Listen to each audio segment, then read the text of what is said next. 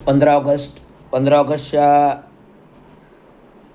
दिवशी सकाळच्या प्रहरी 80वा स्वातंत्र्य दिन झेंडावंदन कार्यक्रम उरकून आल्यानंतर सार्वभौम आज बाकी कार्यक्रम मी आज गेलो नाहीत, कारण की जरा तब्येत व्यवस्थित नसल्यामुळे व्हायरल आणि या गोष्टी सगळ्यामुळे मग बाहेर काय गेलो नाही. फोन आले होते, परंतु आज महत्त्वाची गोष्ट सांगायची म्हणजे आज 15 ऑगस्ट 80वा स्वातंत्र्य दिवस स्वातंत्र्य झाला. परंतु या स्वातंत्र्य दिवशी मी आपल्याला सार्वभौम अशा काही प्रतिक्रिया देतो आहे की ती समाज माध्यमांवर विचार करण्यासारखे आहे. म्हणजे समाज माध्यमांवर विचार करण्यासारखे आहेत म्हणजे दिवंगत कामगार नेते चांगू शिंदे यांनी घडवलेली कामगार चळवळ, कामगार नेतृत्व आणि आंबेडकरी चळवळ या माध्यमातून त्यांनी आपापल्या संघटना गेली 60 वर्षाचं जतन केल्या आणि या संघटना जतन करून कामगार चळवळ वाढवली. म्युन्सिपल मजदूर युनियन, म्युन्सिपल लेबर युनियन, ते 2000मध्ये महाराष्ट्र म्युन्सिपल कर्मचारी युनियन. आज 26 वर्ष झाली. आधी दिवंगत कामगार ते चांगू शिंदेंचं नेतृत्व होतं. म्युन्सिपल मजदूर युनियन, म्युन्सिपल लेबर युनियन आणि महाराष्ट्र म्युन्सिपल कर्मचारी युनियन. त्यांचं निधन झाल्यानंतर हे सूत्रसंचालन रवींद्र शिंदेने सेवेत कार्यकारी अभियंता राहून केलं आणि प्रचंड प्रमाणात संपूर्ण महाराष्ट्रभर संघटना पोचवली.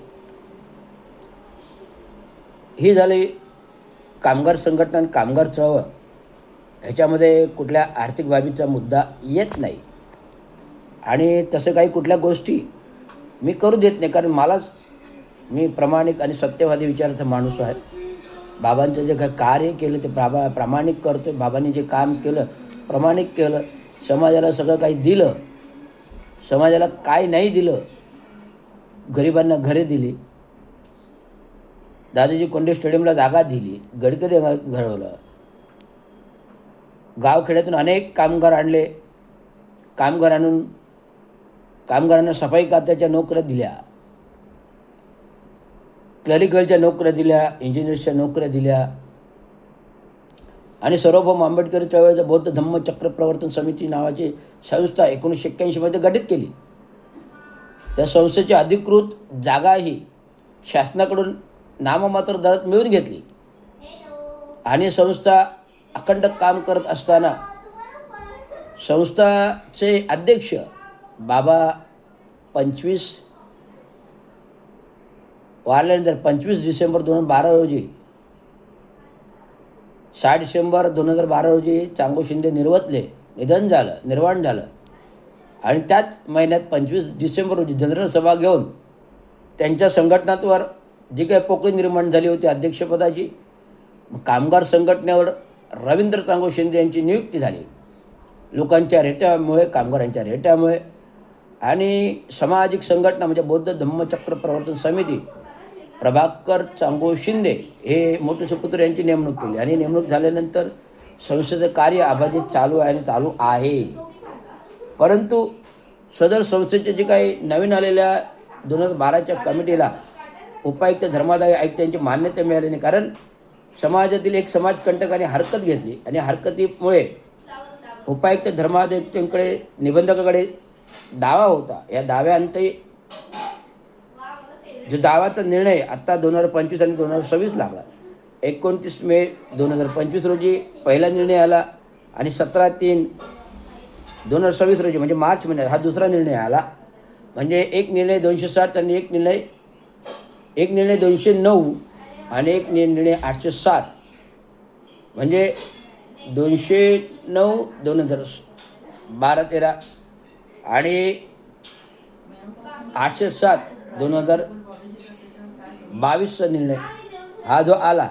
आणि या निर्णयाअंती जे प्रभारी अध्यक्ष होते यांना धर्मादाय आयुक्त उपायुक्तांनी डिफॉल्ट म्हणून रिजेक्टेड केले, कारण समितीचा कारभार हा निष्क्रियपणे चालू होता आणि ते समितीला हे घातक आणि द्योतक नव्हतं.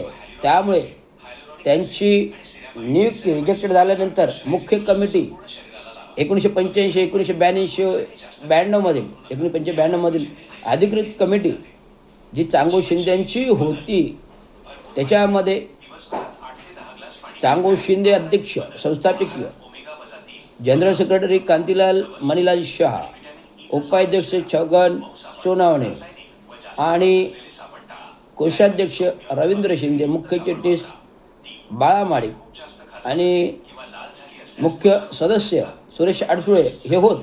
हे 5 जणांची मुख्य कमिटीने जी आहे ती स्थापित होती 1992 पासून 1985 1992 पासून, जे अधिकृत कमिटीला उपायुक्त धर्मादाय आयुक्तांनी मान्यता दिली. आणि त्या अनुषंगाने आम्ही कार्य करत असताना आम्हाला असे आढळून आलं की समितीचं बँक खातं हे फेरफार करून बदललेलं, म्हणजे बचत सेविंग खातं जे होते ते चालू खातं म्हणजे करंटमध्ये ट्रान्सफॉर्मेशन केलं आणि त्याच्यावर अनेक बँकिंग चेक व्यवहार झाले. या व्यवहाराला एक कोषाध्यक्ष म्हणून मला माहिती नाही आणि गेले 12 वर्ष समितीचं ऑडिट नाही, कुठलाही लेखाजोखा नाही, कुठले कागदपत्र नाही, कुठले पावती पुस्तक नाही, कुठले रजिस्टर अपडेट नाही. हे संपूर्ण दखल घेऊन धर्मादाय आयुक्ताने जे चालू प्रभारी अध्यक्ष प्रभाकर चांगो शिंदे यांना डिफॉल्ट करून रिजेक्टेड केले. आणि या संस्थेच्या बाबत अधिकृत कमिटीने अनेक मिटिंगा घेतल्या 3 महिन्यामध्ये. आणि जो काही घोटाळ्याचा व्यवहार चालू आहे त्याच्यावर चौकशी या समितीने चालू केली असून बँक खात्यांना पत्र दिली, महानगरपालिकेला पत्र दिली आणि पोलीस खात्यामध्ये पत्र देऊन या संपूर्ण विस्तृत प्रकरणाची चौकशी लवकरात लवकर करत आहोत. कारण या समितीच्या नावावर ती समिती तथागत गौतम बुद्ध आणि डॉक्टर बाबासाहेब आंबेडकरांचं नाव आहे. आणि जिथे डॉक्टर बाबासाहेब आंबेडकरांचं नाव येतं, जिथे गौतम बुद्धांचं नाव येतं, जर कोणी तिथे भ्रष्टाचार करत असेल, नाव बदनाम करायचा प्रयत्न करत असेल आणि चांगो शिंदेचं नाव बदनाम करायचा प्रयत्न करत असेल तर रवींद्र शिंदे सक्का भाऊ असला तरी सोडणार नाही, हे माझं वचन आहे. हे मी कदापि सोडू शकत नाही. जर मी बाहेर कायद्यानुसार कोणाला सोडत नाही तर घरातील व्यक्ती जर कायद्याचं बगल करून चोऱ्या माऱ्या करत असेल, नातेवाईकांची फसवणूक करत असेल, घरातील नातेवाईकांची फसवणूक करत, बँक खात्यामध्ये अप्रतपर करत असेल संस्थेच्या, तर आणि संस्थेमधील मित्रांकडून समितीच्या नावावर कर्जे रोखे दाखवून कर्ज घेऊन ज्याला कोणी मान्यता दिली असे घोटाळे करत असेल तर याची रिक्त चौकशी आम्ही संपूर्ण कमिटीने ठरवलेली आहे आणि लवकर ती होईल. एवढंच सांगायचं. धन्यवाद. जय महाराष्ट्र.